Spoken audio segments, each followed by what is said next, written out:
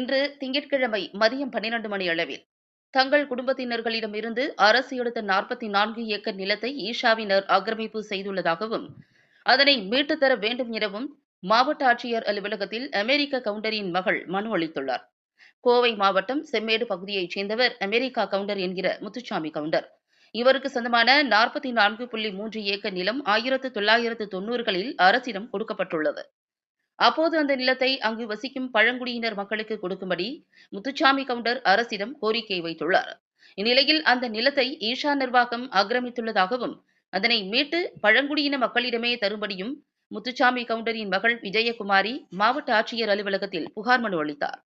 இதுகுறித்து அவர் கூறுகையில், தங்கள் குடும்பத்தினர் அந்த இடத்தை அங்குள்ள ஆதிவாசி பழங்குடியின மக்களுக்கு கொடுப்பதற்காக அரசிடம் கொடுத்த நிலையில் தற்போது ஈஷா நிர்வாகம் அதனை ஆக்கிரமித்துள்ளதாக தெரிவித்தார்.